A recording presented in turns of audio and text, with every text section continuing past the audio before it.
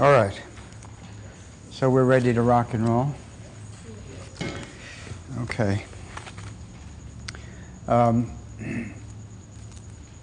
We have anybody online? I'm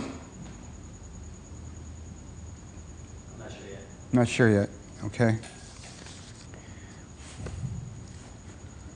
Okay, so to all the non-self-existent beings online, and all of the non-self-existent beings in the room, good evening. This is class 2 of course 15, what the Buddha actually meant.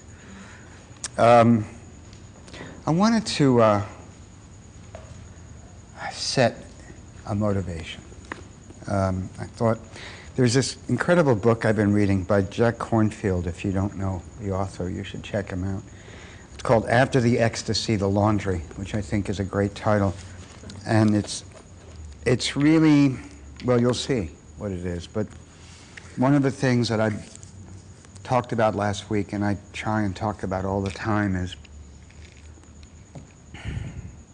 is why we do this, why we study these things, why such an intellectual topic as these fine points between ancient Indian schools of Buddhism. Why is it important? And I think it's really important. This particular one is really glaring in my eyes. I think I need Kip to hide behind the light. You need more light? Yeah, that's perfect. That's great. Is that okay, Brand? Yeah, it's okay. It's all right? That's perfect. Because I don't know about you, if you're anything like me, you can easily start to get up into your head and trying to figure out these finer points of philosophy. And it becomes kind of fascinating. You know, it's like when a tree falls in the woods, sort of, you know, mind games. And they feel like they just sort of start and stop right there. And you're like, well, that's great, but now I've got to go to work. Now I've got to have breakfast. Now I've got to go talk to my wife or my husband or whatever. So, you know, that was fun. Let's get something real. And I, for one, want to be, not just need to be, but want to be constantly reminded why I'm doing this. And as I've mentioned, my practice has changed rather drastically in the last year or so, and it's taken me a while to realize that that's okay. You know, I had this idea that my practice had to be, you know, it was on the cushion, it was study, it was a certain number of days that I was here, otherwise I was somehow blowing it. And, you know, it's like I don't have time for my life, I've got to go practice. And it's taken a while for me to realize that there's no difference. And I just, especially in this course, I want to keep coming back to this, especially in the beginning, so that we kind of set a motivation for why we're here. Anyway, I came across this. There's so many different things I could read, but I thought I'd try this. It's real short. This particular chapter is No Enlightened Retirement. That this, in this book, Jack Kornfield has spoken with a lot of people from many different Buddhist and non-Buddhist traditions, mystical traditions, about their path, about their letting go, about surrender, about what we within Buddhism might call the direct perception of emptiness, that moment of epiphany, that realization when you start tasting the ice cream instead of reading about ice cream, when it becomes real. And when you get a peek behind that curtain and you know, and you can never not know. It's like when you learned how to ride a bicycle. You can never not know how to ride a bicycle after that. You might not do it for decades, and you get back on, and first 5 minutes are pretty spooky, and then all of a sudden you're riding the bike again. Because you know, your body knows. And the whole point of this book is what happens after that? You know, do we go off into, you know, the Pure Land? Do we float around, floating through walls in a body of light, and, you know, we never feel pain anymore. We never suffer anymore. We never have any more problems. Everything is super cool. Is that what this is all about? And it's an illusion that we can get caught up in a spiritual life, and a dangerous one. So this was just one thing, and it's not necessarily the best, but it was the one I happened to put my bookmarker on the last time I finished reading something, and I thought it was apropos. And it's a little quote, as this book is full of.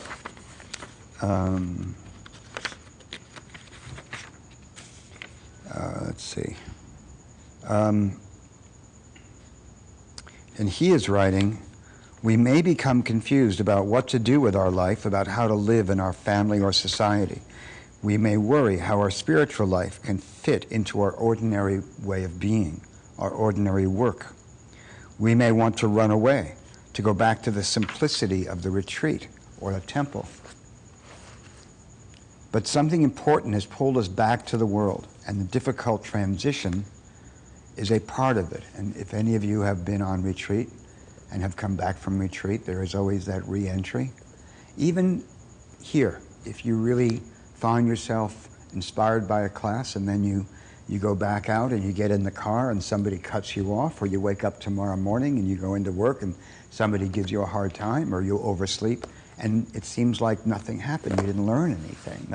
Nothing's changed. How do I bring this into my life? Well, this is particularly people he was speaking to, at least for this chapter, who had made some sort of major retreat or had traveled to India or somewhere in Asia and had studied for a long time and then came back. And so this is one woman, I think, who he spoke with. And she says, "When I came back, it was as if my 12 years of experiences in India and Tibet were a dream. The memory and value of those transcendental experiences were in some way a dream challenged by the culture shock of returning to my family and to work in the West. Old patterns came back surprisingly quickly. I got irritable, confused. I wasn't taking care of my body. I worried about money, about relationships. At the worst point, I feared that I was losing what I had learned. Then I realized I couldn't live in some enlightened memory. What became clear is that spiritual practice is only what you're doing now. Anything else is a fantasy." Close our eyes for a second. Just absorb that. Our spiritual practice is only what we're doing now. Anything else is a fantasy.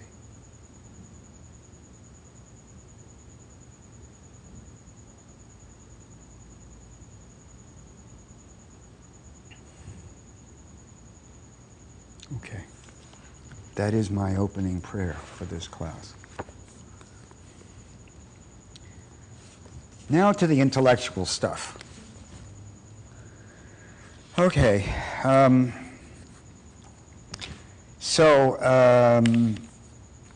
We're going to review real quickly some of the stuff we talked about last week, especially for any of you who didn't make it last week, and then we'll get into the newer stuff. This is, as I've mentioned, probably the most difficult course of all the 15 in terms of density and having to really wrestle with things. So especially for those of you who haven't had prior courses, if you have questions, please ask. Ask other people in the room who've been doing this more, or ask me.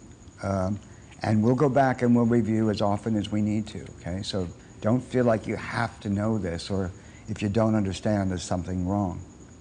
It's tough stuff. And this particular class has the most information. So it's kind of jammed. So we're going to listen carefully, because it will get easier in following classes. Not a whole lot, but it will, okay? So I'll try and make it as clear as I possibly can. So to review, we are talking about in Sanskrit, prajna paramita, the perfection of wisdom. Prajna is wisdom, transcendental wisdom. It's not the same as Knowledge. How is wisdom different than knowledge? Somebody, I'm going to make this class as interactive as I possibly can, so I expect answers when I actually, even if they're wrong answers. What is the difference between wisdom and knowledge, Peter? Well, knowledge is knowing things. Is knowledge of the known. Wisdom is the ability to use that knowledge. To what end? Well, it depends on who you talk to. Hmm. For most of us in the room, wisdom is used, is hopefully used in conjunction with compassion, which we will eventually realize enlightenment. But wisdom also, actually you're right, but wisdom, what I was getting at really was this idea that I like what you said about knowledge is knowing what's known. Wisdom is in a way an ability to, and I'll use this word carefully, predict what isn't yet known, based on experience, based on a deeper understanding of reality, based on a life lived. You can sort of watch somebody about to fall off the cliff, and hopefully you can offer some wisdom because you've already been there. So you can anticipate a likely outcome, and you can offer something beyond just something you've memorized, a fact that you know. You know the known. A very Donald Rumsfeld sort of statement to make. The known knowns, yeah. The known knowns and the unknown knowns and the known unknowns. Okay, so this is about the perfection of wisdom. So wisdom about what? What do you think? What did we talk about? What are we trying to be wise about, Kelly? What? Emptiness? What to give up, what to take up. Okay. I would say wisdom is the artful deployment of virtues. I'm going to repeat what you said because I doubt anybody online can hear you. The artful deployment of virtues. Yeah, of the, what is it, the six perfections. Six perfections.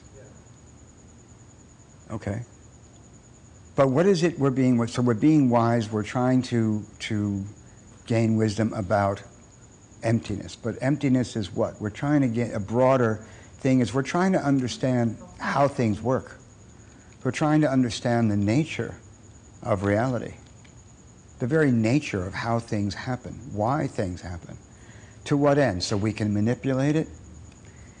Yeah, kind of. That's a rather cynical way of approaching it, though some people teach that, you know, karmic management. But what we're talking about is, if we go back to the Four Noble Truths, is understanding the first noble truth is life is suffering, the truth of suffering. The second noble truth is, let's call it the Arya truth. That's actually a more accurate name. Anybody in the room not know what an Arya is? Good. Okay. An Arya is another word for a realized being. Now, do you know what a realized being is? Yes, I think. And what is a realized being?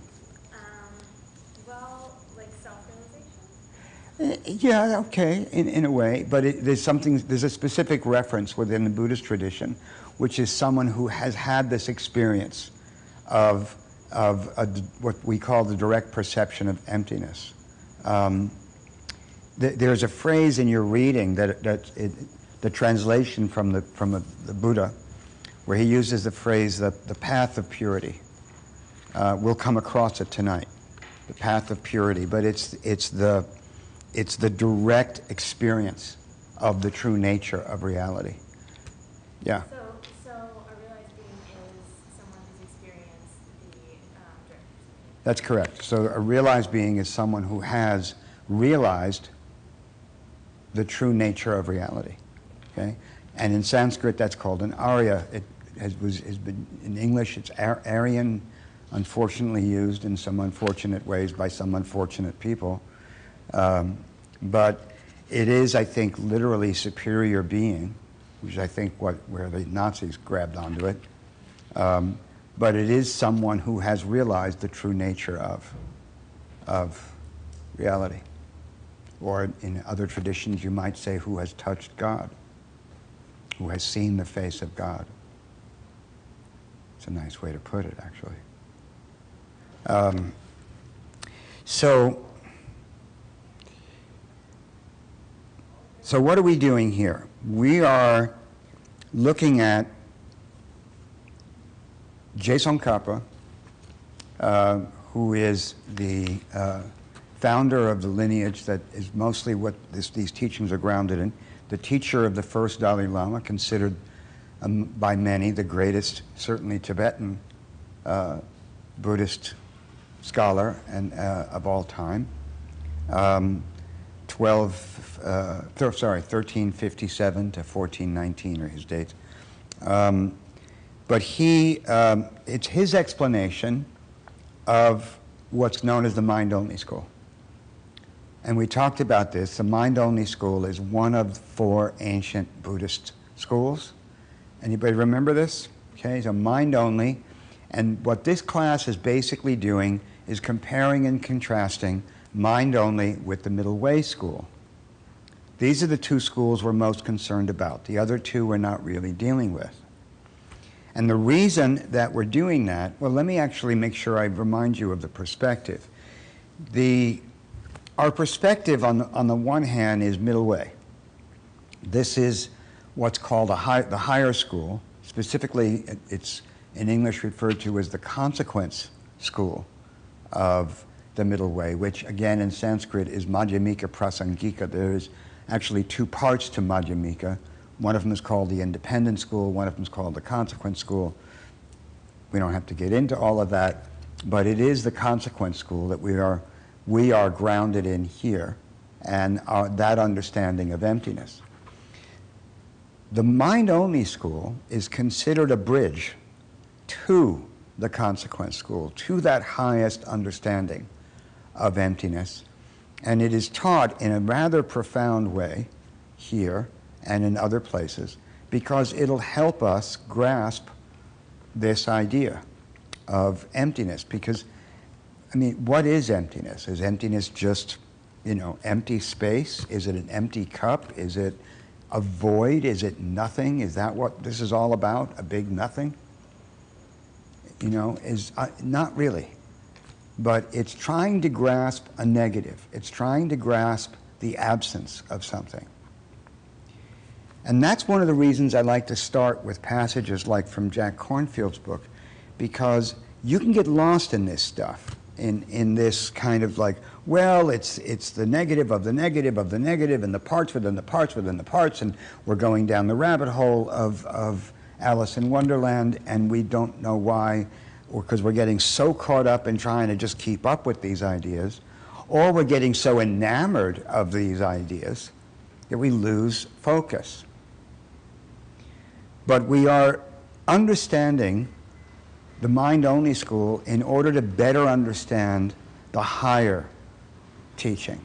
So it's almost there, but it's a way that it's like learning algebra before you learn trigonometry. You can't really jump into trig. It's a good thing for me I barely know arithmetic, but I know that you can't understand trig or higher math without the foundational understanding of it. So the way that we get into this is this question of what the Buddha really meant. How do we know when the Buddha was being literal or figurative? Well, obviously that's a good thing for us to know anyway if we are studying and possibly following the teachings of Shakyamuni Buddha. But in this case, it's a door into this discussion, because the mind-only school and the Middle Way school have very different ideas of what the Buddha meant. And specifically, we looked at, I keep tempted to get up and write it on the wall, but my handwriting's so horrible. Thank you, Tiffany. Specifically, we looked at the 3 turnings of the wheel. Does anybody remember here what the turnings of the wheel refer to? historically, for one thing. I'm sure you do, Kelly. The different teachings of the Buddha. Speak up. The different teachings of the Buddha. The different teachings, so 3 different teachings of the Buddha. Yeah, and are they specific to a time and place? Yes and no. Yes and no. Yeah. They tend to be attributed to certain teachings he gave, but they really refer to different stages of his teaching, different periods where he was teaching different things, also depending on who he was teaching. Teaching to the capacity of his audience. All right? So the 3 turnings of the wheel, and the mind-only school and the middle way school differ on what he meant. So, you know, who is right and why would it matter? Especially, I think, with religious figures, with spiritual figures. Wow, an invisible 3 turnings. Doesn't Do you work? want me to just write 3 turnings of the wheel? Is that what you want me to write? Yeah, why not? I thought you were going to. Good. Sorry. Okay. I think if for any of us interested in a spiritual path, one of the things I love about Buddhism is how it encourages us, in fact demands, that we question. That we take nothing for granted, we take nothing on blind faith. Nobody is, if anybody sits down in front of you and says, you know, I'm wearing these robes and I've taken these courses and just trust what I'm saying, just trust me, trust me, trust me. Get up, walk out of the room, go find somebody else. Because this is not a safe teacher to be with. So we're being taught to constantly question. We have to figure these things out for ourselves. Nobody else can have a realization for you. You have to have it yourself. So you have to work these things out in your own mind. And this course, among many others, encourages that. So, okay. So mind only from the middle way point of view is almost correct. And it helps us understand what is correct. The book that we studied is the commentary on the true intent of the other sutras. Now, this refers to the 3rd turning of the wheel.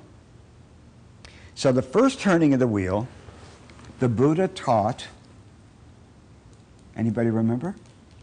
What did he say? Give me a 1-sentence overview of what he said on the 1st turning of the wheel when it comes to this question of the nature of reality and emptiness.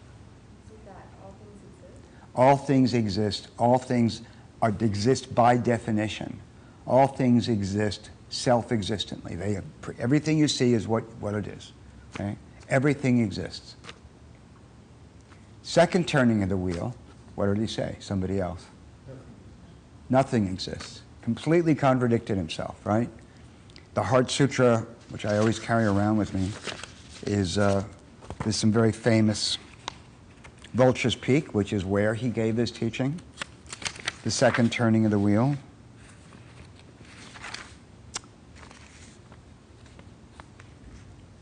I'll read a few of these things. Your body is empty. I love this phrase. Your body is empty. Emptiness is your body. We're going to come back to that a whole bunch of times because that's the key to understanding this, that it's both. Your body is empty. Emptiness is your body. But he says things like, nothing ever begins, nothing ever ends, nothing is ever impure, nothing ever becomes pure, nothing gets less, nothing ever becomes more. There are no eyes, no ears, no nose, no tongue, no body, no mind, nothing to see, nothing to hear, nothing to smell, nothing to taste, nothing to touch, nothing to think of. And even to the point of there is no misunderstanding your world. There is no stopping this misunderstanding. And the same is true all the way up to your old age and death and stopping your old age and death. He seems to be completely contradicting everything he taught before. There is no path. There is no misunderstanding. None of these things exist. What did he mean? Then there's the 3rd turning of the wheel. And the 3rd turning of the wheel was initiated by what? What started? What do we consider the beginning of that teaching? What happened? Are you smiling because you know all the answers, or are you? I don't know if I know it. Good. Kelly doesn't know something. Okay. Anybody remember, Dima? Political event? What? Is it a political event? It was, somebody asked a question. Okay, well, one way that this third turning of the wheel is identified, it is the Bodhisattva's question, right, which is one of the chapters of this sutra. Actually, it's a commentary the Buddha wrote on his own teaching. So it's a commentary, but it's also a sutra, because a sutra means it came directly from the Buddha. And the Buddha, this Bodhisattva asked a question. A Bodhisattva is a spiritual warrior. And he said, what the hell did you mean? You said one thing in the first turning, something else in the second. Can you please explain this, because we don't get it? Obviously you get it, but we don't get it. So you need to explain it to us. So this is where it all started. Okay. Wow, I'm really actually ahead of myself here. So this is called the turning of the wheel of fine distinctions. If you want to write that down, all right? So what he was saying here for your number 3 is some things exist, some things don't. So you want to write that down? Sure. Some things exist, some things don't. It's the turning of the wheel of fine distinctions. We're going to make fine distinctions between the things that do and the things that don't. So what we're getting tonight, last week we got the Bodhisattva's question. Tonight we get the answer, which of course is going to provoke more questions and then more answers. But tonight we begin. So, oh my. Yes. Or just a marker will do. Or a pen will do fine. Okay. Okay, so tonight we're going to concentrate. Turning of the wheel of fine distinction. That's what it's called, turning of the wheel of fine distinction, yeah.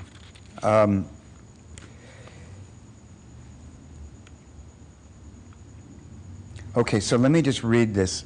In the first turning of the wheel, he taught the 4 Arya truths, the 5 heaps, the 5 parts of a person, the Eightfold Path, which is also the three extraordinary trainings. The Eightfold Path is more broken down. It's a way, literally, to practice.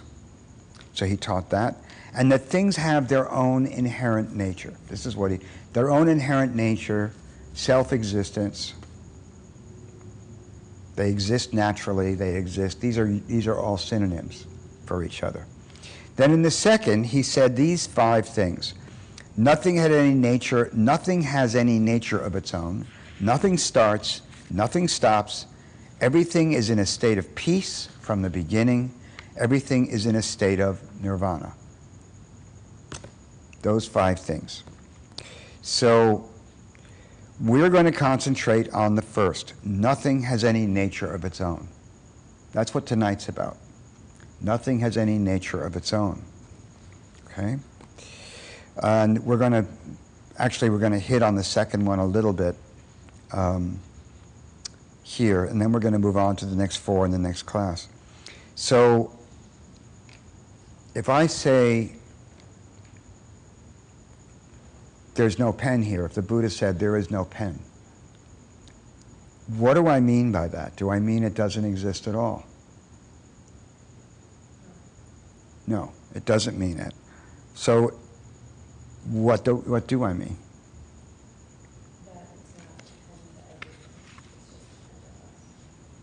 Just a pen. So it's your perception of it that makes it a pen, right? So even though I could say, though, there is no pen here, that doesn't mean it could be anything. It couldn't be a paper cup. It's still a pen. So does it exist? Does a pen exist here? Yes. I can write with it. It works, functions perfectly well, right? So does it have a nature from its own side? Is it self-existent? Is there a self-existent pen here that I'm holding?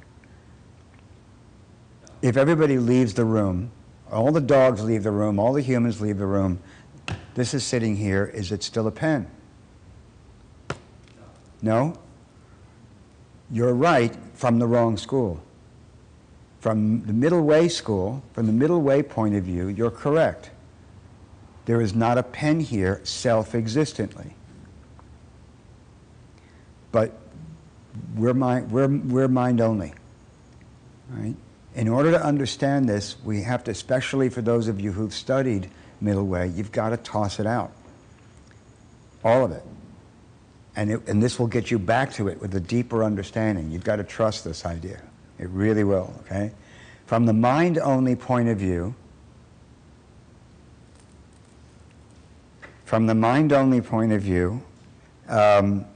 this does exist. It does have a nature of its own, okay? So we forget Madhyamika, forget middle way.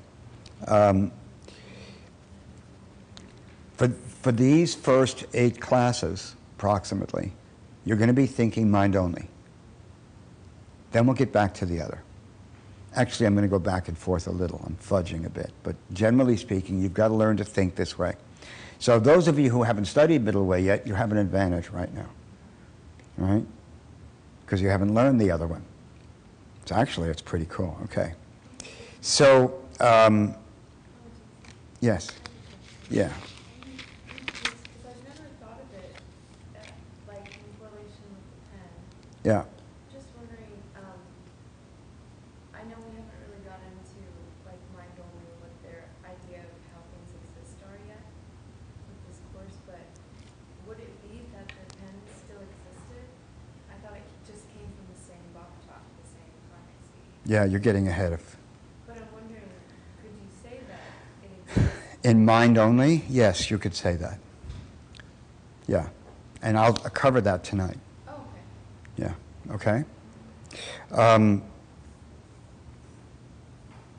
So,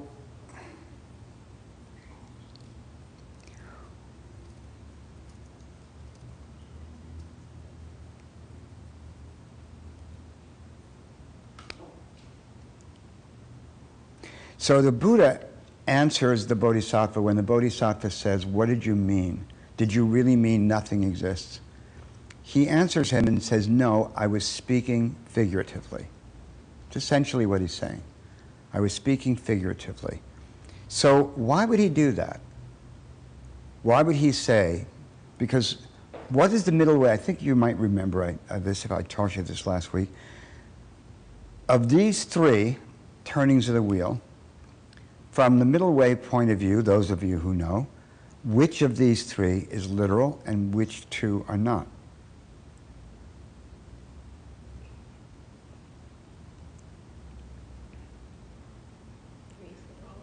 Beg your pardon? 3 is literal from the middle way. Anybody else? I say two is I think all of them, in a way, you just have to add words. No. We're making this very clear. 2 are figurative and 1 is literal. Depending on which school we're talking about, there's different choices. Dima? Number 2 is what? Literal. Who else said number 2 was literal? You did, right? Somebody said number 3. What? You think that's literal? Right now I do. Right now? Do you think the Buddha meant it that way? Okay, well, okay. All right, well, from the middle way point of view, number 2 is literal. That's what he really meant. Nothing exists.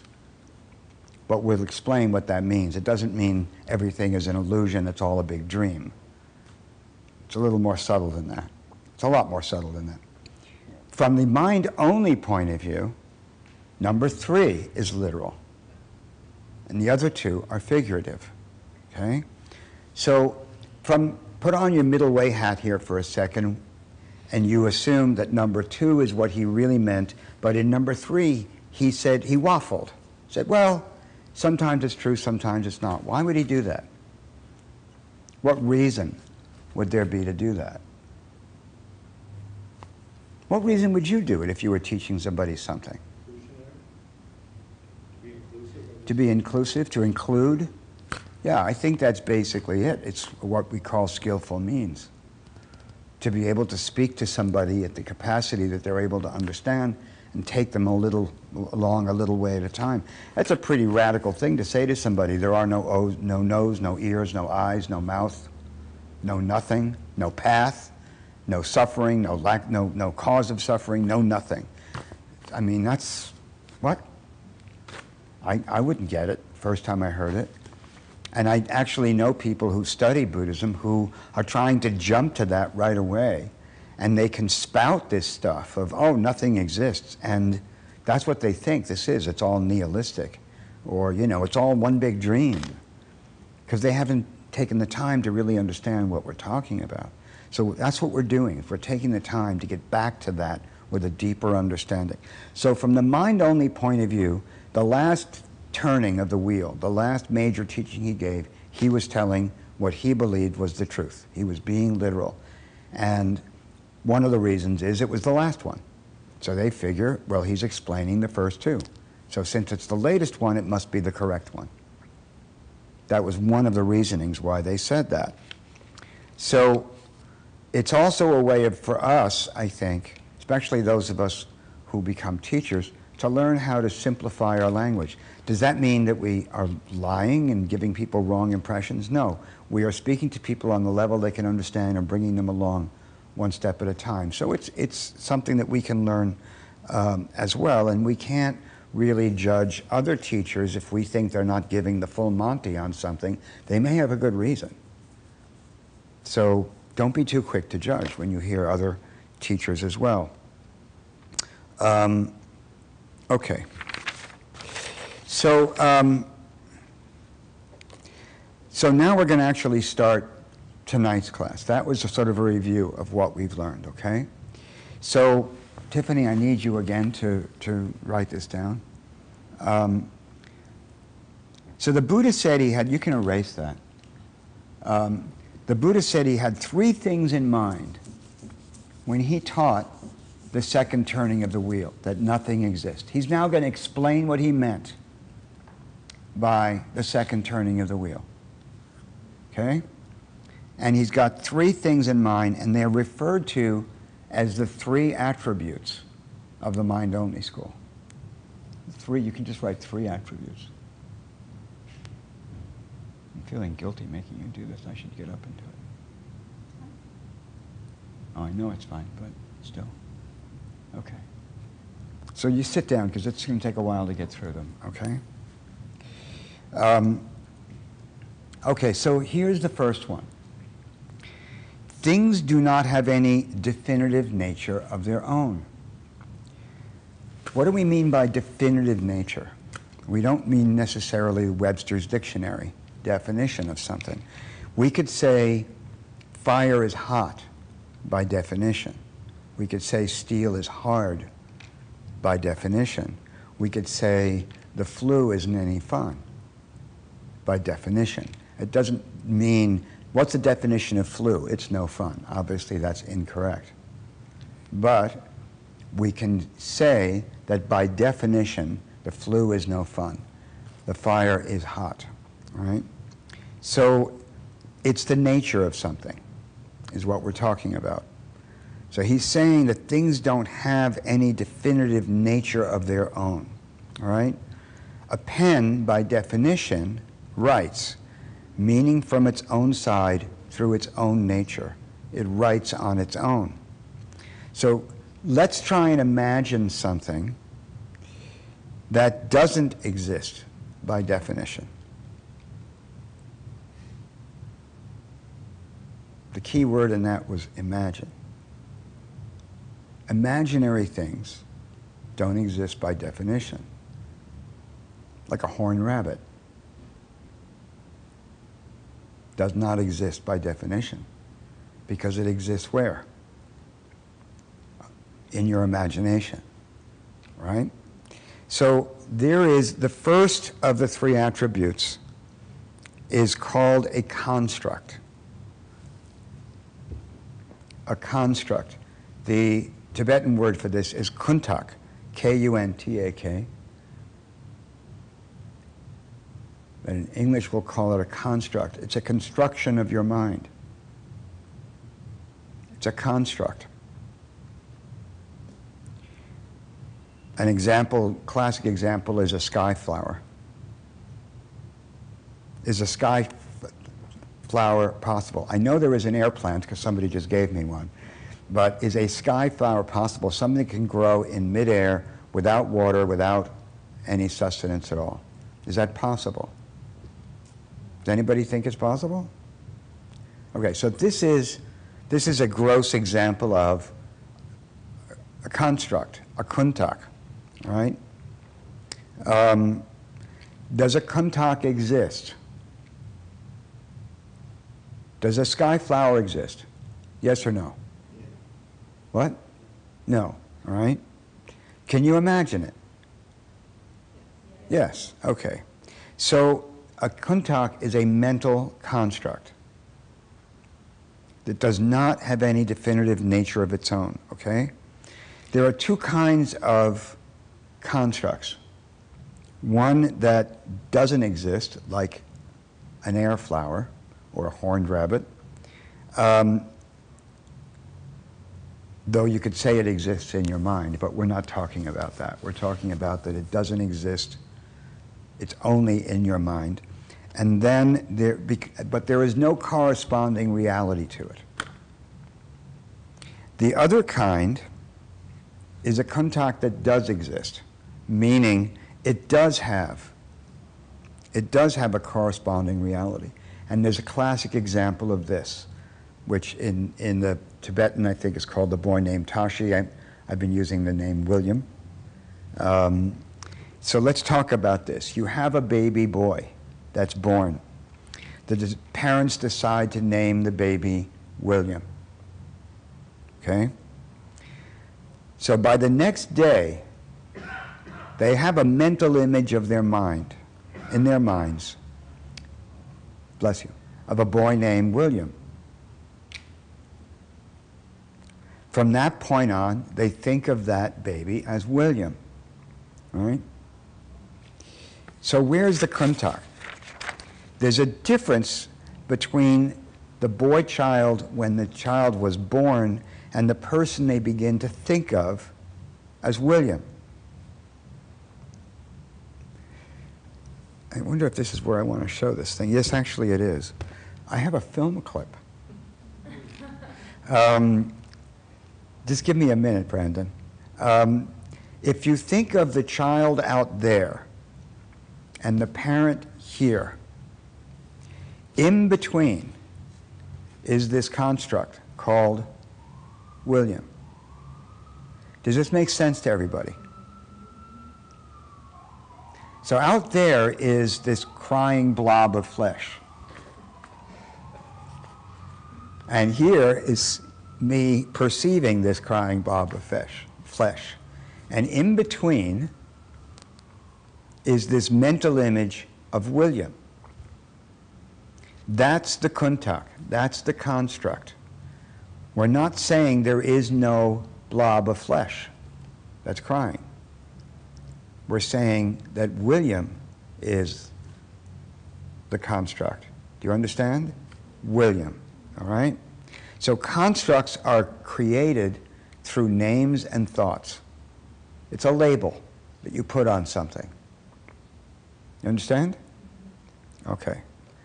So you have three things. You have the boy, you have the parents, and you have a boy named William. Which one is the kuntak?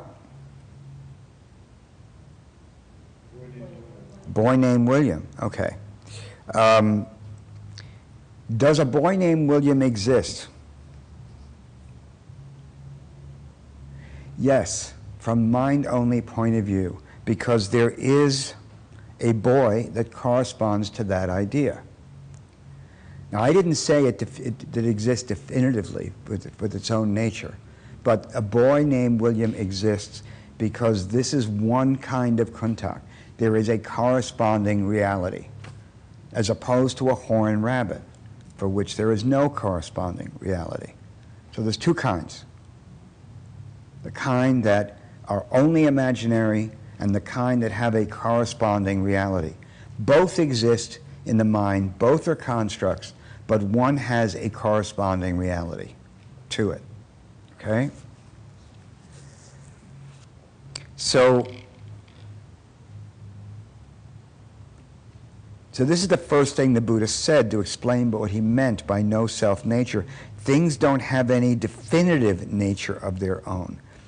And what are those, asks the Bodhisattva, and they are constructs, things you make up in your mind, things you imagine, whether or not they refer to something that does exist, like a blob of flesh. They are still imaginary. I know it's a fine distinction when I said, do they exist? They exist, meaning in this case that they correspond to something that's actually there. All right? The fire is hot. Hot is the construct. Fire is there.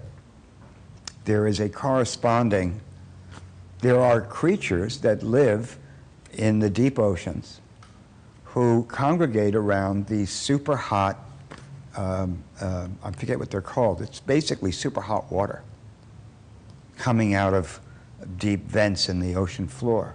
They thrive there. They live there. If you ask them if it was hot, they'd say, no, man, it's perfect down here. So the hot part is relative to the person who's looking at it. Now, most of us are going to say it's hot, but there are living things that would not necessarily say that. How do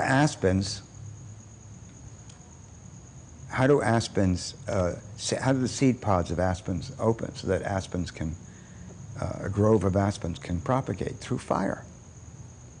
They need fire to live.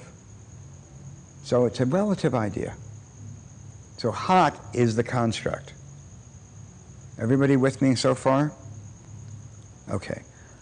Now we get the film clip.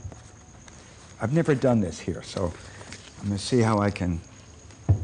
All right. I also teach film editing, and I happened to, I had this idea literally last night, and I got Brandon out of bed or something to hook this up because I was dying, because I thought this would be a lot of fun. When you finish the other part, you can aim the camera at this so anybody online can see it. There is this very famous experiment by a Russian filmmaker back in the early part of the 20th century named Kuleshov. And it was a time of great experimentation in Russia in the film.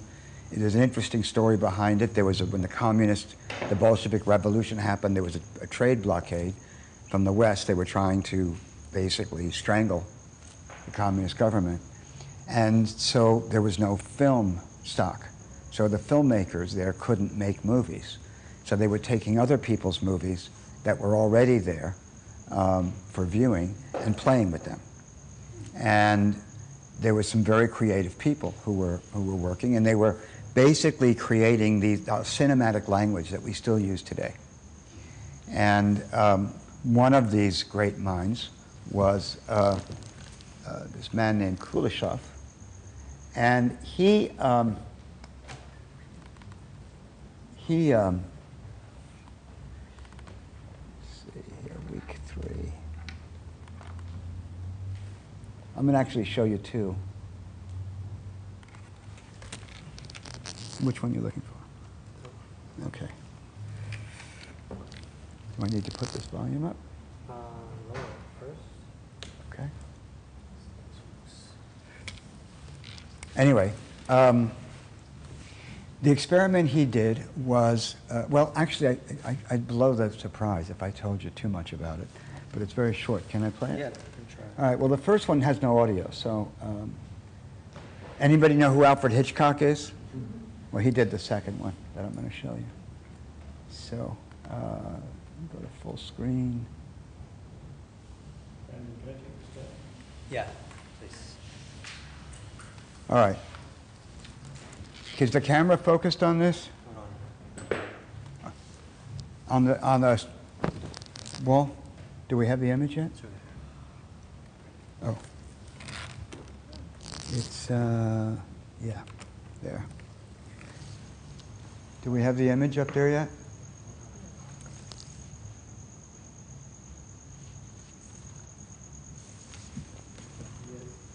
Yes or no? No, okay, it's coming. There Okay, so let's just watch this. Expresaba con intensidad el hambre, montado con la niña en el...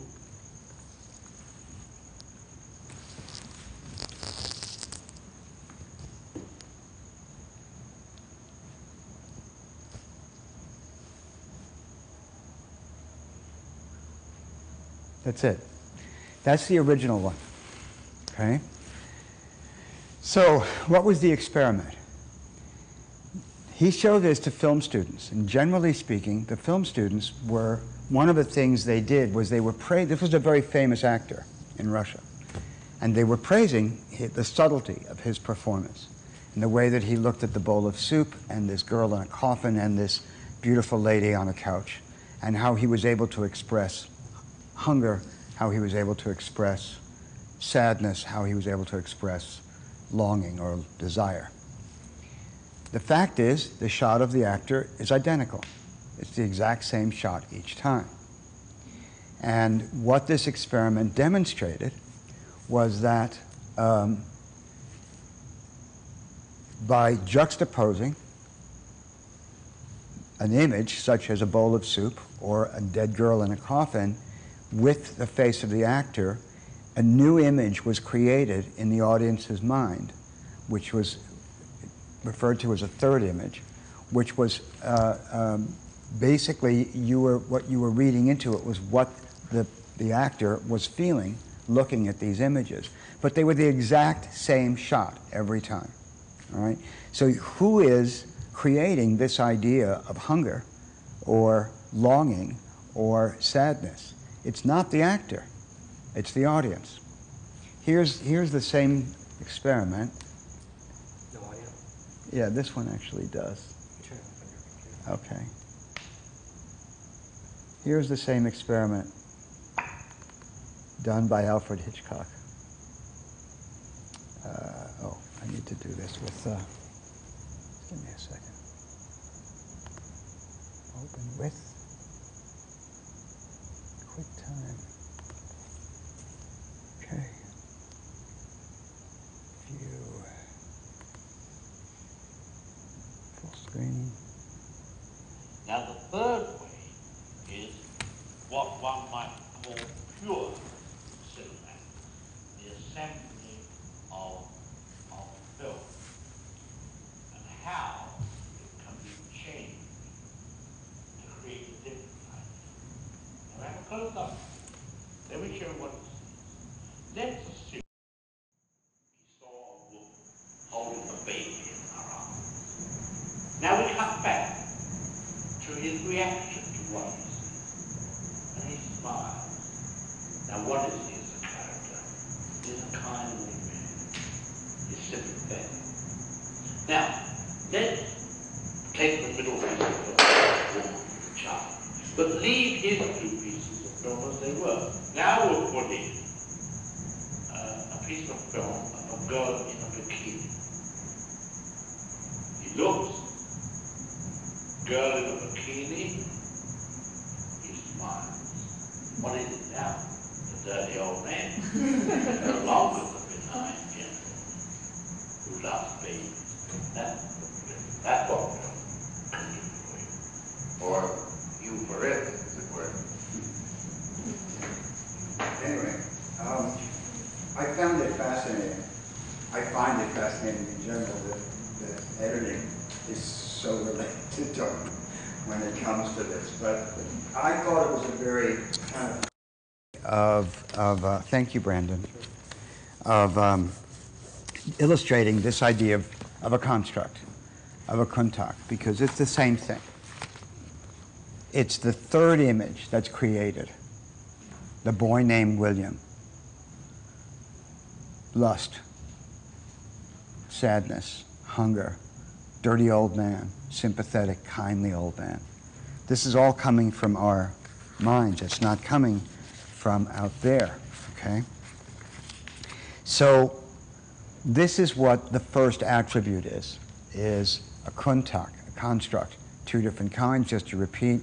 One that corresponds to something in reality, one that doesn't. But they're still both constructs. Okay. So, in our lives, now that we've had show and tell, in our lives, how could this be important? What do you think is what is an important example for you of this idea of considering why we're in this room and what we're trying to achieve? What would be the most important thing you could gain from understanding this?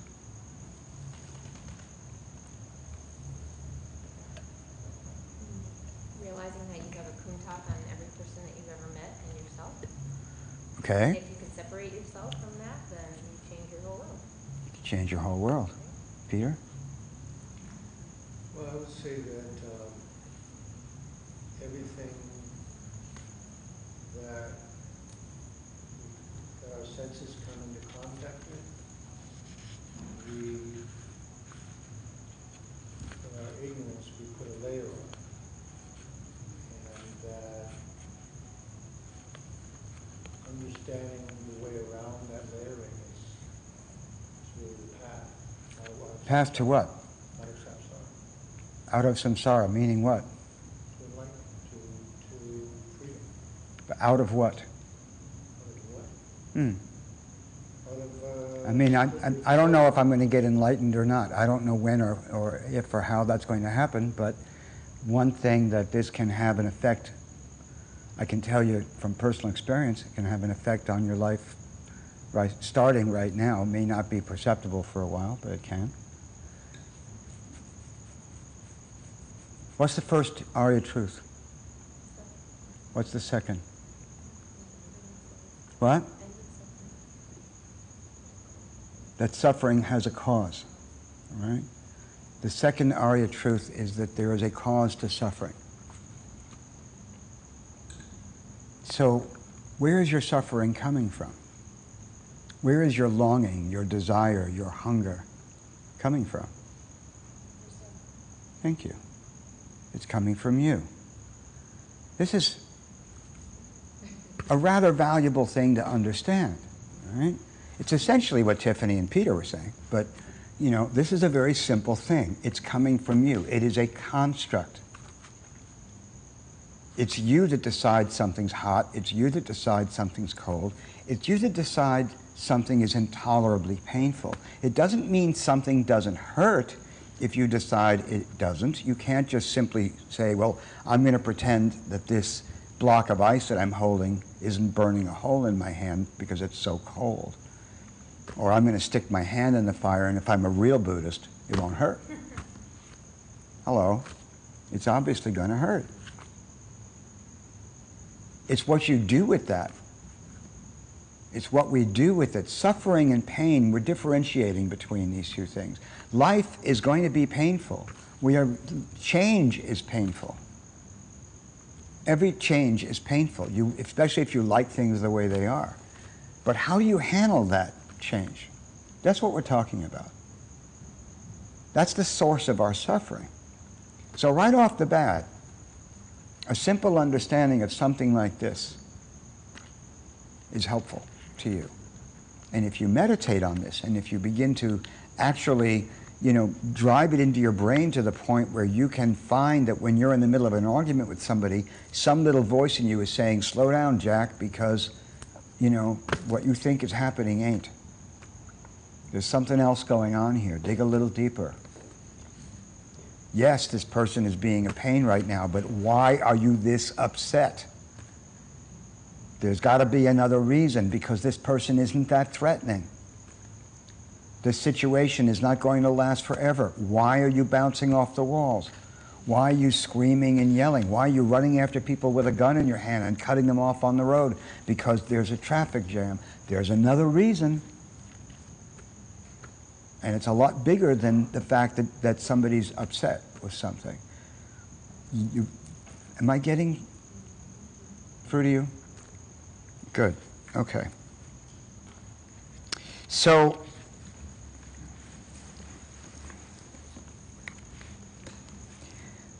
this is also what is meant in the Heart Sutra by nothing has any nature of starting. Starting on its own. Starting out there. It starts in here. This idea of what's hot, what's cold starts in our mind. So here's a question for you. So from the mind-only point of view, here's an exercise in wearing your mind-only hat. From the mind-only point of view, when the Buddha said in the third turning of the wheel, back when I gave you the second turning of the wheel, I didn't mean everything is a projection coming from you. Was he being figurative or literal?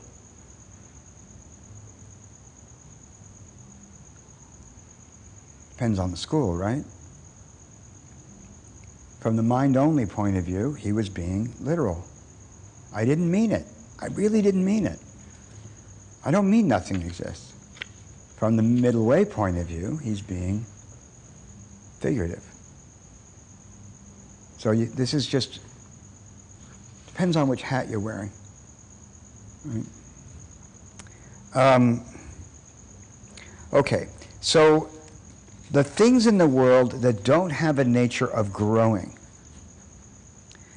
the things in the world that don't have a nature of growing on their own, this is the second attribute.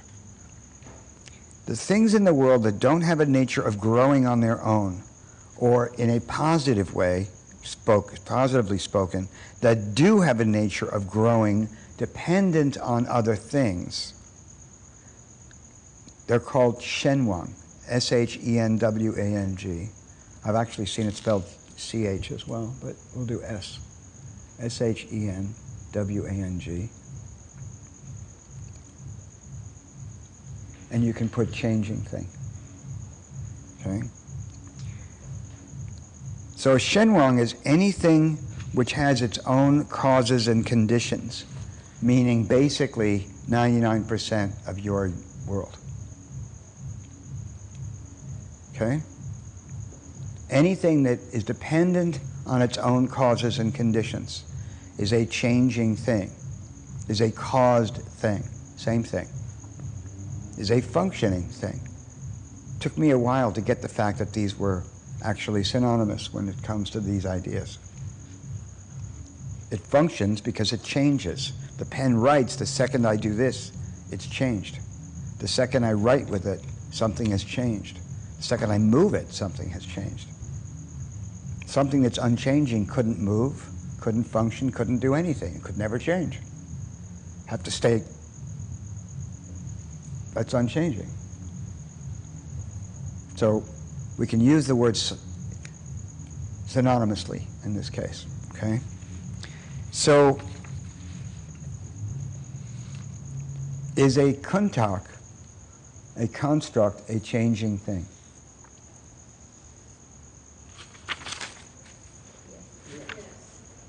How so? Your perception can change, okay. From the mind-only point of view, it is not. Okay? And here's why. It is an imaginary thing.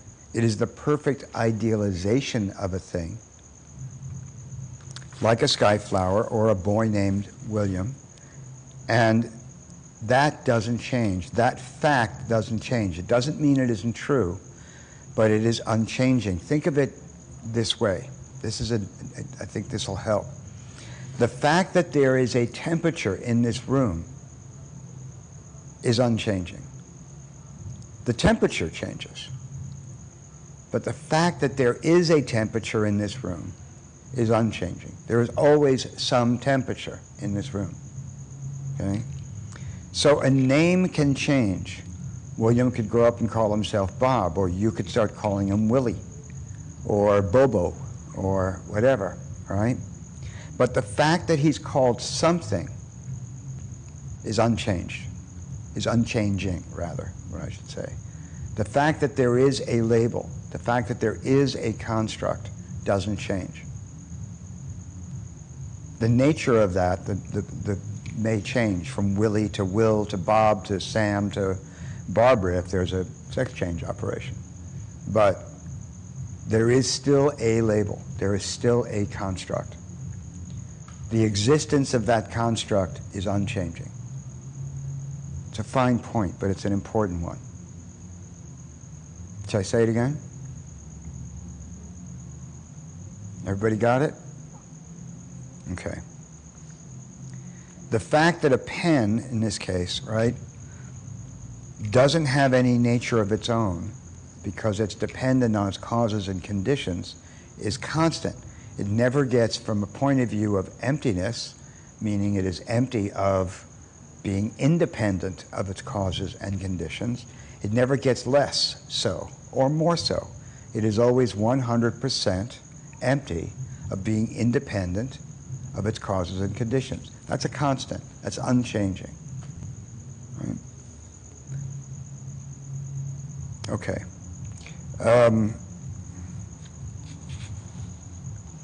So do shenwang, do changing things, have a nature of their own from the mind-only school's point of view? What do you think? You may not know, but take an educated guess. Yes. Yes, From mind only. from mind-only. Why do you think that's true, Brandon? I think it's like you described a construct that has its essence from itself. I think the construct would be an example. Yeah. Well, there are two different things. The construct is one thing. The shenwang, the changing thing, is another.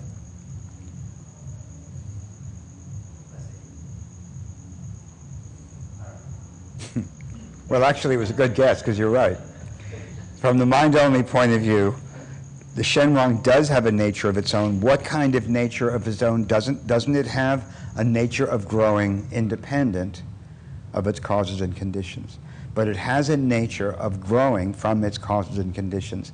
That, from the mind-only point of view, means it has its own definitive nature.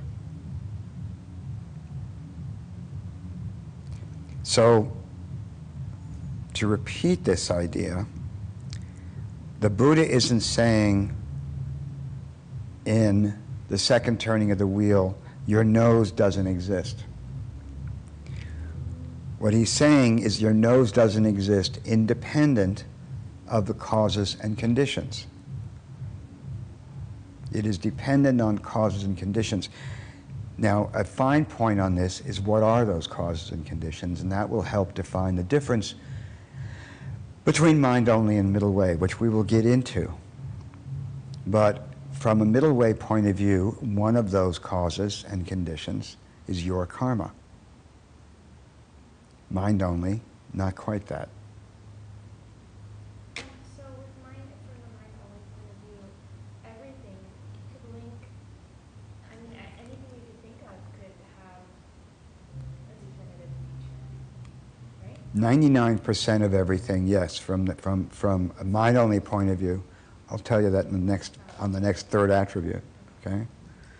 But you're right, 99% of everything in your universe is a changing thing which is dependent on its causes and conditions and does have, from a mind-only point of view, a nature of its own. So, what's the construct of your nose?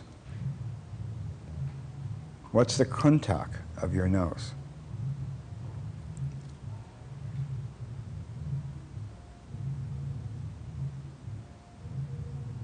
There is one.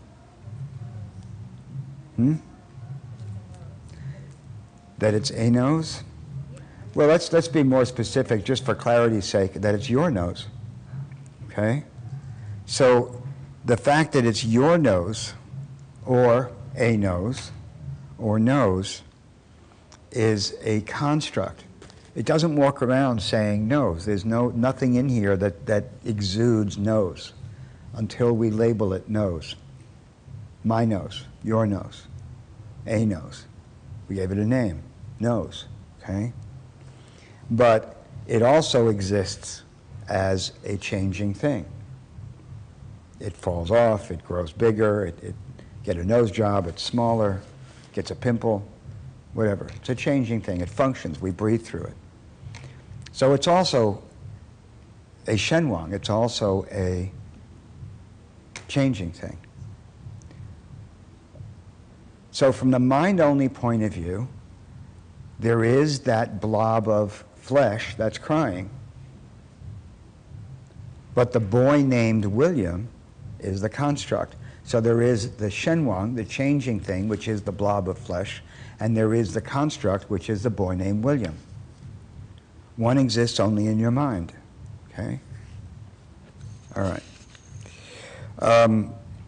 So the shenwang, which is a changing thing, and let me give it a different spin so we're clear on this, it's a dependent thing, same idea. It is dependent on its causes and conditions, or you could say it's interdependent on its causes and conditions. And as I mentioned, depending on which school you're talking about, what those causes and conditions are can differ. And so a nose can exist as a mental construct and in fact and as an existing thing and as a changing thing. So it exists as a mental construct as nose or your nose.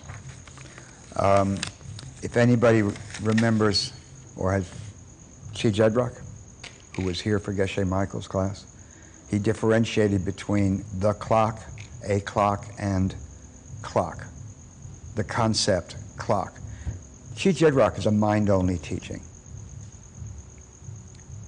What we're talking about is understanding the way the mind actually creates your world, how your world is created. Okay? So, from a mind-only point of view, you're not actually even looking at your nose. I'm not even looking at you. I'm looking at a memory of you. Very rarely do I actually see directly the object. What I'm really looking at is a memory. But that's a whole other discussion. But that's the mind-only point of view, right? And that was what clock was all about in that Chi Jedrock thing, is that there is this sort of, what's the word? Is it primordial? No, that's not the right one. It's like the archetypal clock. And the way the mind works, if I remember correctly, it's been a while. I actually taught this, but it's been a while. But the way the mind works is it actually looks at something and eliminates all the things that are not clock, and then arrives at what it is. So it works in that sort of negative way. Pretty wild. Okay, that was a little diversion. So what's the third attribute? Now we're going to get to Angela's question. What's the third attribute? So the first one is the kuntak, mental constructs. Second are the shenwangs, things that grow dependently, cause things, changing things. Here's the third from the Buddha, what the Buddha was saying. Some of the things I was talking about in the second turning of the wheel don't have a nature of being ultimate. They don't have a nature of being ultimate. So what is ultimate from a mind-only point of view? It is things that do have a nature of their own. Now, I'm going to tell you right now that I came across what I thought were contradictions in some of the teachings from the way this was presented by Geshe Michael in this class and then in class 8. And I've been talking to Lama Lauren and Lama Cliff trying to clarify the difference, because there are some things that seem to contradict what I just said. So I'm not going to get too heavy into it right now until I get a clarification, and we can talk about that in a later class. And it's a fine point, okay? But ultimate are things that do have a nature of their own. The confusion that I came across was, do changing things have a nature of their own? I just told you they did, from the mind-only point of view. But mind-only also says they're not ultimate, so there's something confusing. And I think it's not that they're contradicting themselves. I think there's a very fine distinction between what in Chi Jedrock we refer to as qualities and characteristics, or Chi and Jedrock. And I'm not clear on it yet, so I'm leaving it alone. But let me just go on, and then we'll loop back to that a little bit. It's a very fine point. So are constructs ultimate from the mind-only point of view? Do they have a definitive nature of their own?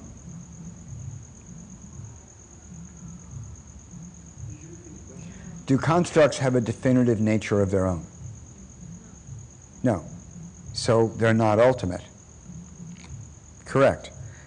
They don't have any real existence. They're imaginary, right?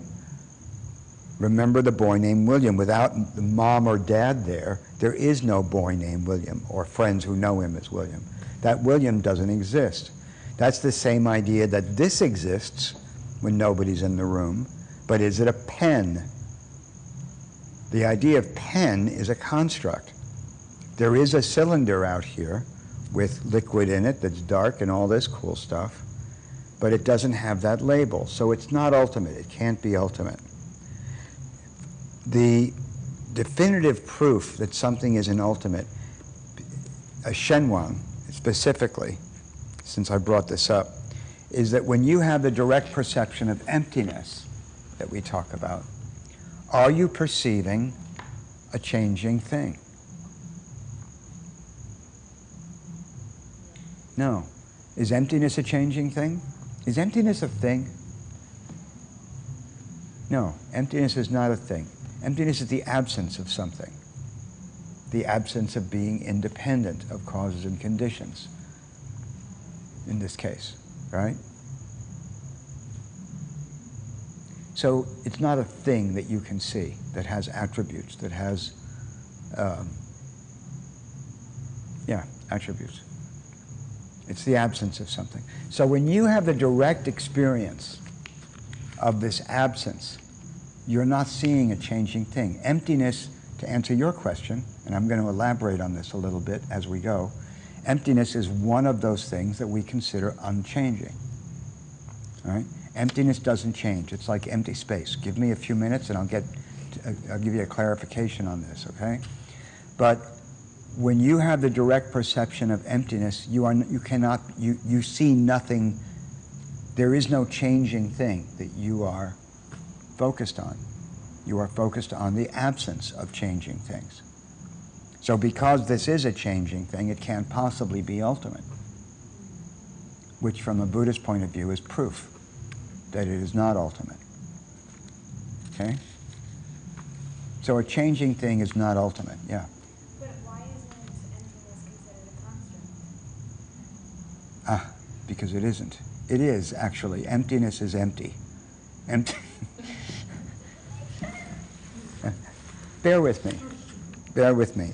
This is a very difficult thing to grasp, all right? Emptiness is not a construct because emptiness is an absence of something. It is not a thing that you think is there that you're imagining. If you're imagining it, it's not emptiness. You can't imagine emptiness. You can imagine an empty room. You can imagine this idea of void or empty space, and you can kind of go off on this idea. That's not what emptiness is, all right? You do. Well, we'll see. By the end of this course, tell me if you still can.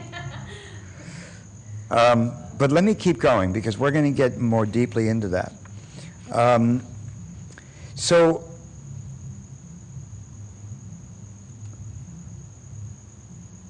Well, here's another way to think of it. Is emptiness a changing thing? Something is, when we say something is empty, empty of self-existence, empty of existing by its own definitive nature, and independent of its causes and conditions, which is what something that is truly self-existent would be.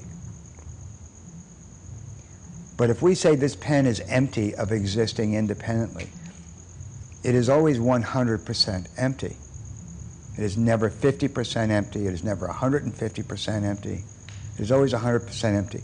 So that emptiness is unchanging. It is an unchanging thing. That absence is always there.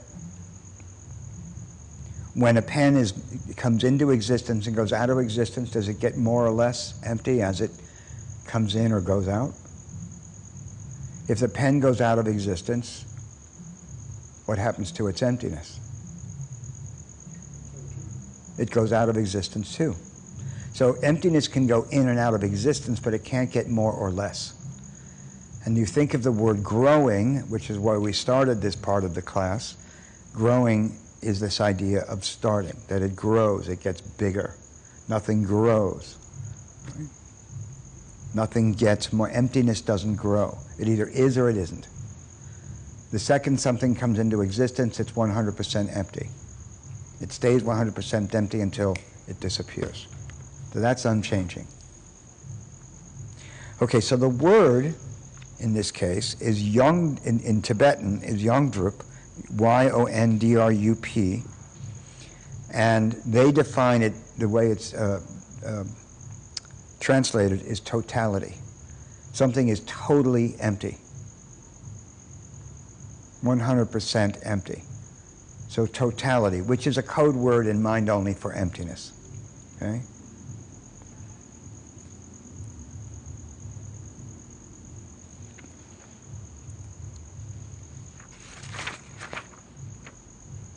So does that mean if something is empty, like this pen, does that mean this object is emptiness?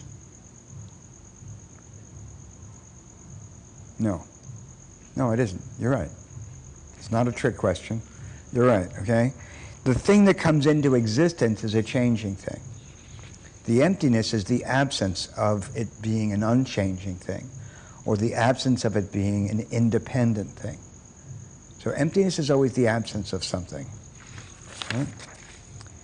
So once again, in the second turning of the wheel, was the Buddha being literal?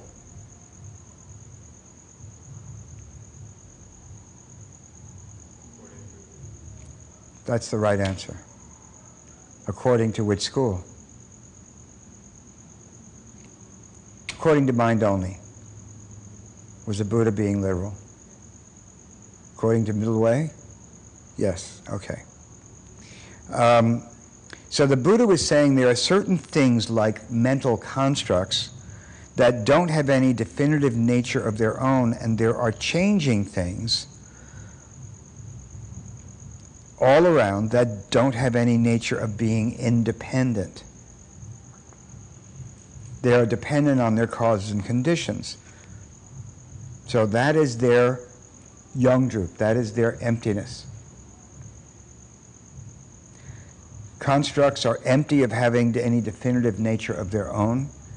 Shenwangs, changing things, are empty of having any nature of being independent. So the third one, emptiness, that's how it relates to the first two. So what else is dependent on causes and conditions that may have an immediate impact on your life, or is already having an impact on your life?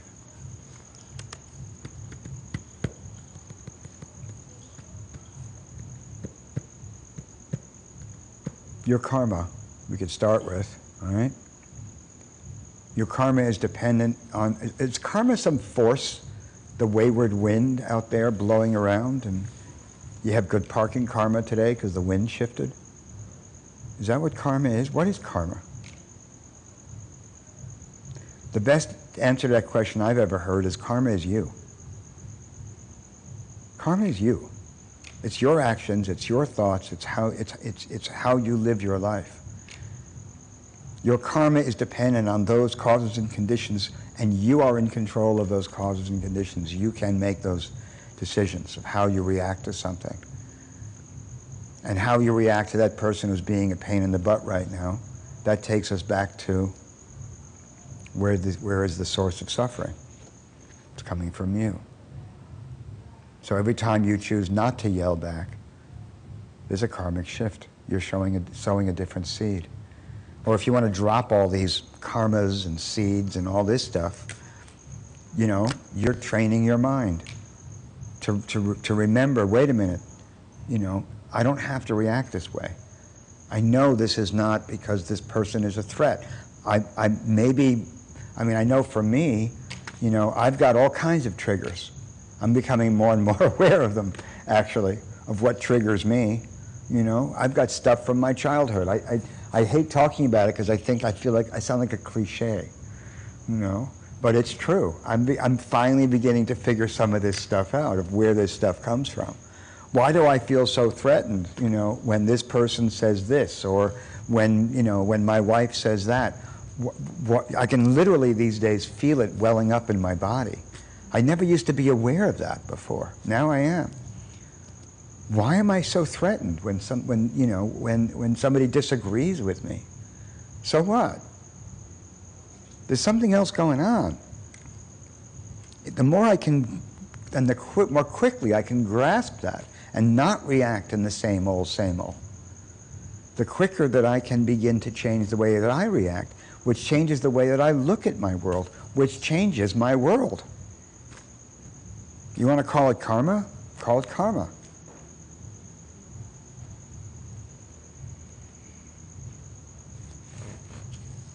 Buddhist philosophy, Buddhist psychology is one way of looking at this.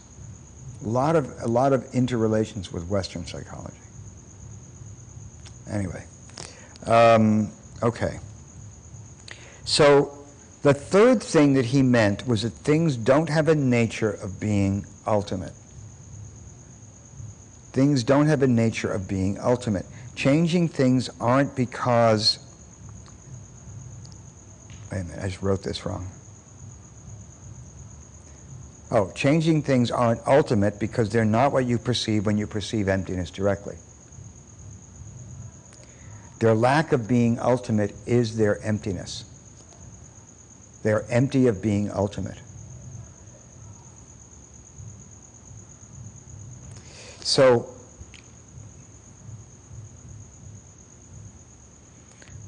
from the point of view of mind only, does this pen exist by definition? Everything I've just told you. Does this pen exist by definition? Yes, it does. From a mind-only point of view, it does exist by definition. It has some kind of existence from its own side, and its nature is to be dependent on its causes and conditions, but that comes from it. There is something out there. If it didn't have some existence from its own side, I couldn't hold it up and it wouldn't be a pen. It exists through some unique way of being. It is not a construct made up in your mind. All right? It is not a construct made up in your mind. So remember, Kuntak, Shenwang, Yongdrup, construct, changing thing or dependent thing, and ultimate. If the pen exists by definition, how many of these three exist by definition from their own side? Do constructs exist from their own side? Yes or no? Do they exist by definition? No. The Shenwangs, changing things, according to mind only, exist by definition. Yes, they do. They're not just an imaginary thing like a horned rabbit. They have their own way of being, all right? What about emptiness or totality? Is it made up with your mind? Every object has emptiness. Every object has its own emptiness. So emptiness does exist by definition from the mind-only point of view. It has some nature of being from its own side. Every object has it. So 2 out of the 3 from mind only exist by definition. Now, let's switch over to middle way. Okay? Let's switch over to middle way. Does this pen exist by definition? No. Okay? Why?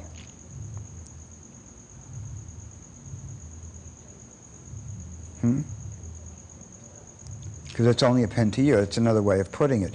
If you take away the construct, if you take away the kuntak, right? If you take away the idea of pen, which is forced on you by your karma, can you find pen? Is pen out here, independent? No, it isn't. So now you have 2 very different ways of looking at things. So will a dog see a pen? No. It'll see a stick, and it'll chew on it, right? We all know that. So let's go back and forth a little bit. So for mind only, Does the pen exist by definition? Yes. Why, Peter?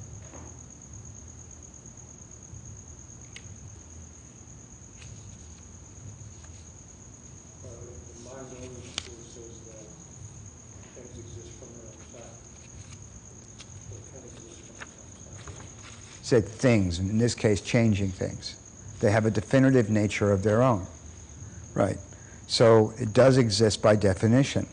Does it exist by definition for middle way? No. Why? Just reviewing here real quick. Why? Why doesn't it exist for middle way? You just said it. Say it again. It's only a pen to you. If you look for pen without having an idea of pen, you won't be able to find it. You can't find pen anywhere, right? So how many things for the middle way school exist by definition? Nothing. Exactly. Nothing in your world exists by definition, right? So think about what that could possibly mean in your life. Nothing exists by definition. Because everything's a proof. Essentially. So is there a Shenwang there? Then? Does a tree make a noise when it falls in the wood? Depends on the school. Is there a Shenwang there? From the mind-only point of view, yes, there is. There are things out there like pen or book or coffee or Angela that have some sort of, there is something out there that exists from its own side. We then project on that. We then project on that a label, a name, right? A concept, a construct, a feeling, something, a thought that we then project on it. So what is the middle way belief about Shenwang? Well, think about it. I mean, if I held this pen up and said from a middle way point of view, you know, is there something here? What would you say? It's based on your projection, But on what? But is there something that you're projecting onto? that's what I thought. And is it something that writes? Is it? It functions. It functions. So from a mind-only point of view, this pen, without the label pen, but something exists here that functions as a pen would, right? If you look at this from a middle way point of view, then you would start to talk about parts. Well, it's made up of parts. So, okay, fine. So is the pen in this part?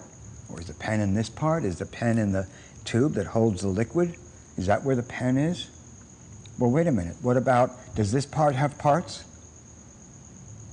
Does this part have parts? Do those parts have parts?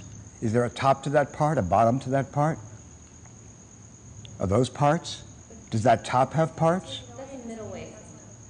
You asked me about middle way. Yeah. All right?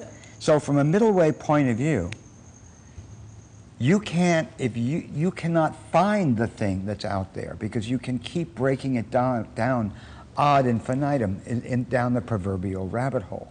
You cannot find the one ultimate unchanging element that is definitive. It doesn't exist. This is one of the interesting things that the discussion between the Dalai Lama and a lot of physicists these days. I mean, in the what do you call that thing in Switzerland? The collider. That's looking for the most. I wish I knew the words. It's looking for the most elemental particle. Dalai Lama has said if the scientists find it, he'll change all of his beliefs about this. But so far, nobody's found it. There's nothing that is partless. There is nothing that doesn't have parts. It can't be continued to be broken down. So from a middle way point of view, you can't find a Shenwang out there that exists from its own side, that exists by definition. It isn't there. From a mind-only point of view, there has to be, which is why the mind-only school says middle way people are nihilists. They think nothing exists. And middle way says, we're not saying nothing exists. We're saying nothing exists the way you think they exist. Nothing exists from its own side. Nothing exists independently of the one cause and condition that you haven't bothered to mention, which is your projections. So from a middle way point of view, you can't find pen. I've talked about a meditation that I did, where I went to look for river. And it was a visualization where I literally visualized jumping into this river. It was a river when I jumped in, looking for river, and I couldn't find it. Everything was changing. Fish were going by, and leaves were moving, and the current, and the water kept moving, and the sand kept... I couldn't find anything that was river, that was definitive elemental river. I can't find Jason either. I can't find Tiffany or Angela or Kelly. I can't find them. You can't find them either. You can look. That's the whole point, is to look. You can't possibly understand this unless you do look. This is not just words in a book or lectures in a class. You have to look.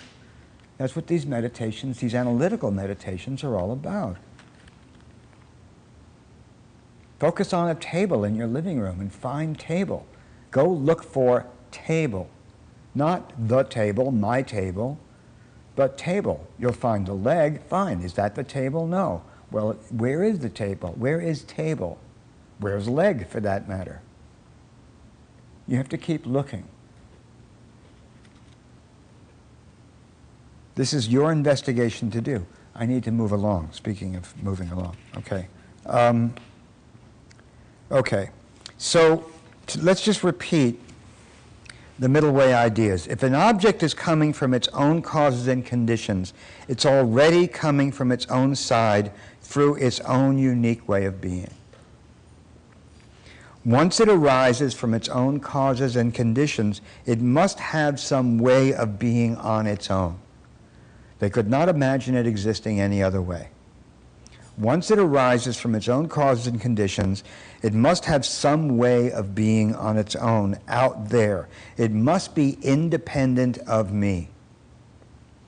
Since it has its own causes and conditions, causing it to come into existence, independent of me. The factory made this pen. Simple example of that. Secondly, they have some intrinsic way of being, a unique identity, a pen-ness. So the three attributes again: concept, dependent things, changing things, and emptiness. So a homework question. How many of you are doing the homeworks? Okay. So a homework question is the three attributes. How can they be described as a corresponding lack of self-nature is one of the homework questions. And Lord Buddha said constructs have no definitive nature. He said changing things have no nature of growing, and that they have none have any nature of being ultimate emptiness, of being ultimate. They're empty of being ultimate. So why are they linked this way? Constructs have no definitive nature, changing things have no nature of growing, and neither have any nature of being ultimate. Why are they linked this way? Why did Lord Buddha say in the second turning, nothing has any nature of its own? He meant things don't have any nature of being definitive. Things don't have any nature of growing. Things don't have any nature of being ultimate.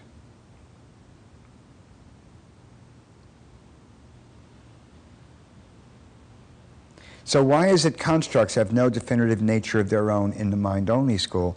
They are just made up in your mind. Is that why? Like a sky flower? Is that the reason that they have no definitive nature of their own? That they're just made up in your mind? The answer is no. It's because they don't have any causes and conditions. Is that right? Anybody? They don't have causes and conditions. So when he was speaking of no definitive nature, he was speaking of constructs. They have no definitive nature of their own. They do not come from causes and conditions. They do not right? They're empty of that. Why did the Buddha say the pen had no nature of growing? No nature of growing independently, without causes and conditions. You have to finish off the thought. It has no nature of growing.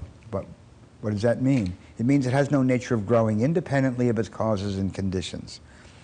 So why can we say the pen has no ultimate nature? First of all, you would never see it in direct perception of emptiness. So it has no ultimate nature.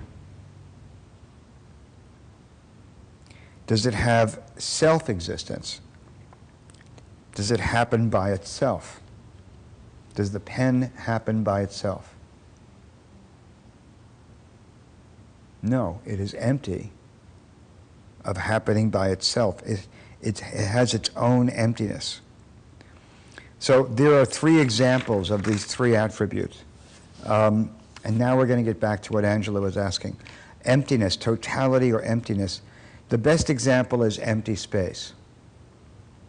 This is a metaphor for emptiness. So what do we mean by empty space? I was asking you this before. Right? Are we talking about outer space or the space between you and I? When you say you can imagine emptiness, so is the space between you and I empty?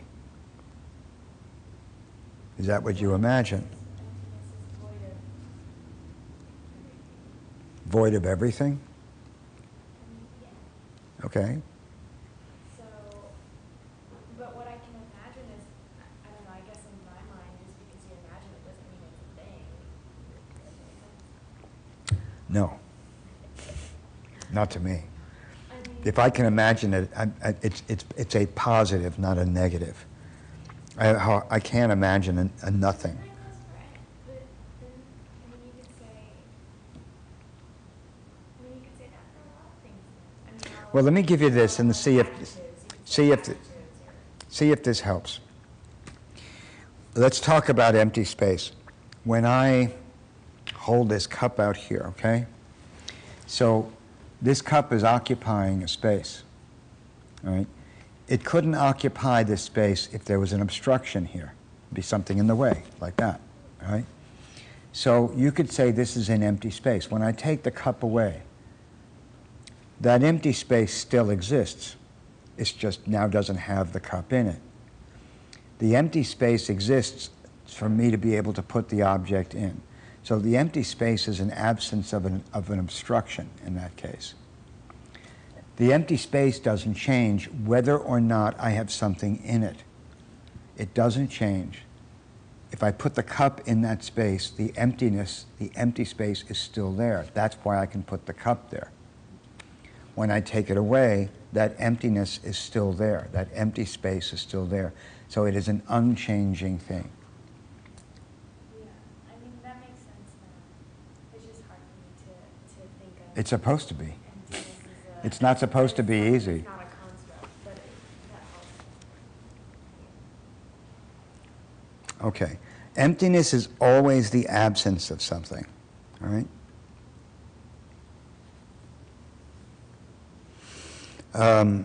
Okay. Yeah. About that thing about putting a cup in the empty space. Yeah. You say that when you take a picture or you take your cup of coffee, you empty part of the coffee. That's change. It's a changing thing. Yeah. But when you put that thermos in the empty space, why aren't you changing this empty space by putting something in it? This is a changing thing. The space that I put it into is unchanging. The space remains there whether it's occupied by the cup or not. It's being occupied by a changing thing, but that changing thing is not the empty space. But the space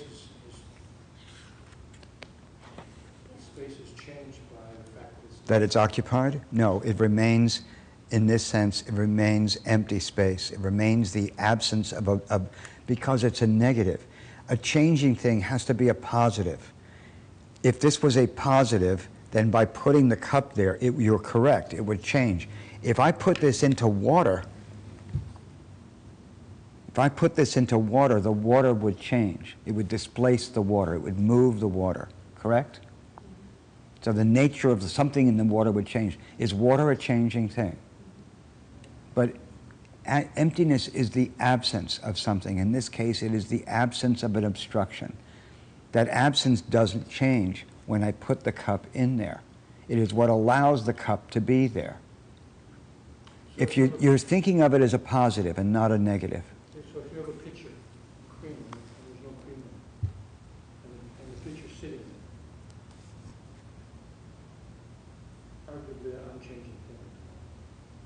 I'm sorry, say it again. If you have a pitcher, Yeah. and it's sitting there, and it's the moment, well, But you're defining empty in a different way. It's like if I drain this out, does this all of a sudden turn this into emptiness, the way that we think of emptiness? Or is it an empty thermos? Empty of something, but the thermos is still here. You can't, again, you're trying to think of it as a thing. It's not a thing. It's the absence of a thing. The thing that you think it is, there's a name for it, which is what? You know this.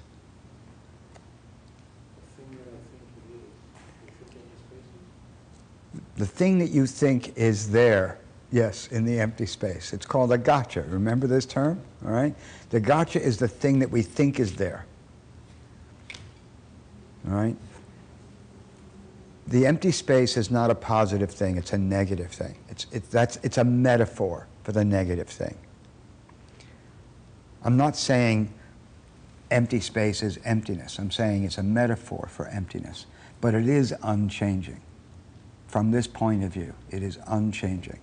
If it changed, I couldn't put the cup there. There would be something there that would be obstructing my ability to put the cup there. It would have to change. It would have to move the way water moves. When I put if I had an inch of water in a sink and I put the thermos in that, it would displace the water. The level, when you get into a bathtub, the level of the water goes up, because you've displaced the water, right? So the water changes, the water moves. The water is a thing, it's a positive thing. But when I put my hand into an empty space, there's nothing moving. And there may be a breeze if I do that. That's not what I'm referring to. I don't want to overplay this metaphor, but there is an absence of something in the empty space that is allowing me to put my hand there. When I take my hand away, that empty space, that absence of something is still there. It hasn't changed. So I can put my hand back. You have to work it, Peter. All of you. I do too. All right, let me keep moving here. Okay. I'm going to skip this because my note says skip it.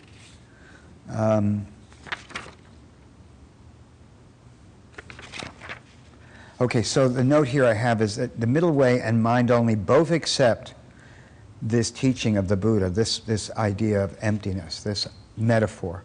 They both accept it as literal. Both accept it as literal. Emptiness is the absence of a self-existent, independent thing. There is a subtle difference between them, and it is in how they define what is a self-existent, independent thing. But they both accept the idea that emptiness is the absence of a self-existent, independent thing. And there were people, I forget the name of the school, who believed that emptiness was a self-existent thing, a positive thing, something that every other thing possessed. In fact, a quick example of, this is not maybe a great example, but it's an important one, I think, is we talk about Buddha nature, and all of you have heard this term, Buddha nature, I think. You can think of Buddha nature as something that you have inside of you, and your job on the spiritual path is to dig it out or uncover it. It's already in there. And you are thinking of it as a thing, as a positive thing. In fact, what the Buddha was referring to when he talked about Buddha nature was the emptiness of your mind, which they say is the only thing that will remain the same when you become awakened. when you become enlightened, the emptiness of your mind. So it's a similar sort of parallel idea. It's the absence of something. It's not a thing that's in there just waiting to come out. Maybe in a Western sense, we would think of a soul, that when we, I mean, if you all seen like Fantasia, when people die, that their souls go flying out of the body and up to heaven. That's a thing. You can see it. You can, I don't know if you can touch it, but you can see it. And, you know, it's a ghost, whatever, right? Flows up to heaven, sits on a cloud, plays a harp. This is the absence of something. It's completely different. Okay.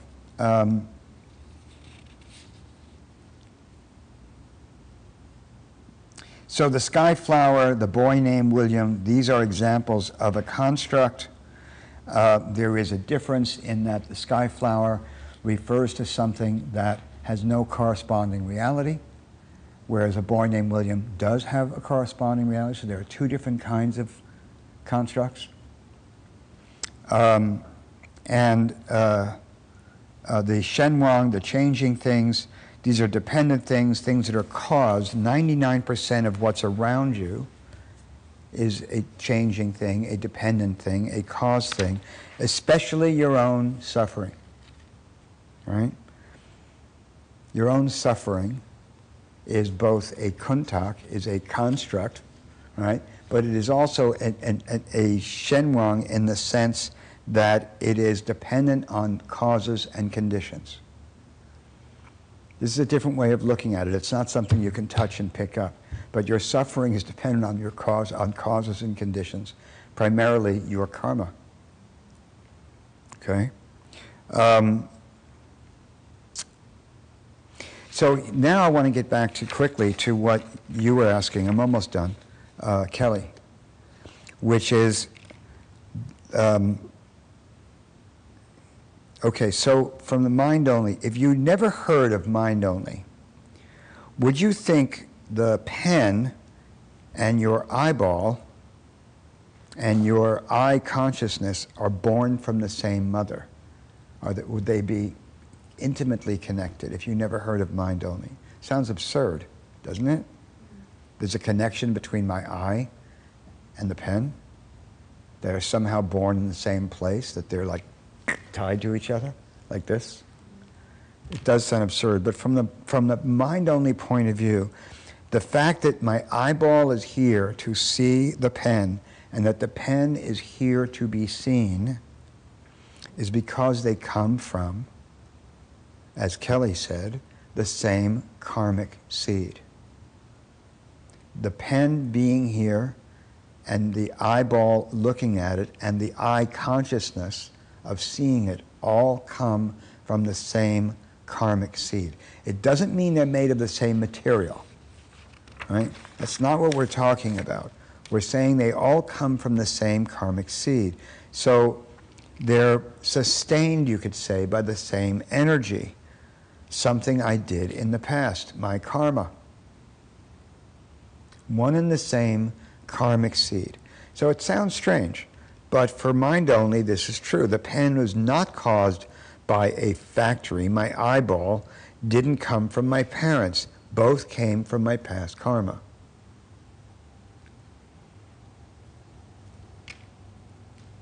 So does it seem like it's true? It doesn't seem like it's true. Seems like an absurd idea, but it is true for mind only. Therefore, the pen is like an illusion. It didn't really come where I think it is. It is like an illusion. It's not an illusion, it's like one, right? So is Los Angeles, like an illusion, right? This is what the Buddha meant when he compared changing things, things that grow, to an illusion. They appear self-existent, but they are not. They appear self-existent, but they are not. They appear to exist self-independently, but they are not. So the definition of mind only, what mind only means by this is that your mind and what it perceives are coming from the same karmic seed. Your mind and what it perceives are coming from the same karmic seed.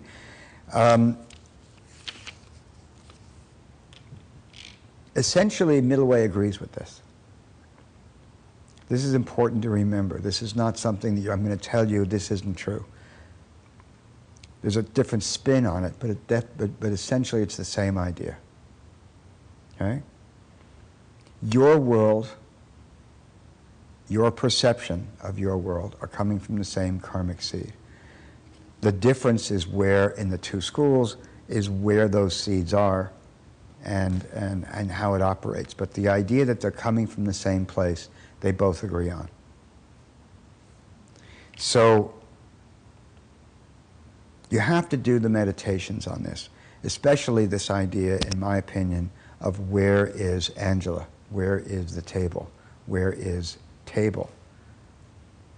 Where is Jason? Where is the boy named William? Hopefully that little film clip, 2 film clips, will help clarify this idea that there is a third image. That is the construct. Okay? That's it for this class.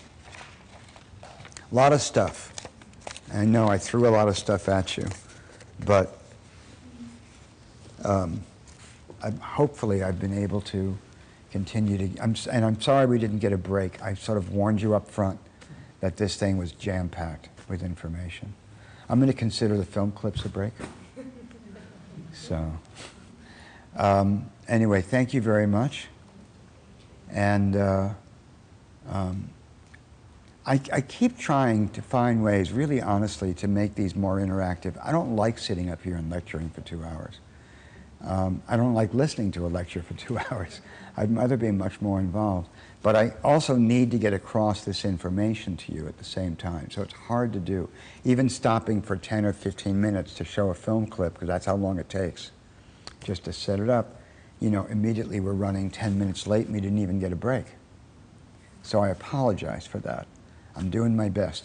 So I really would encourage you, I'm not telling you to go run to the bathroom all the time, but if you need to, do it, because I don't want you to feel like you're not allowed to move for 2 hours and get uncomfortable to the point where you can't concentrate.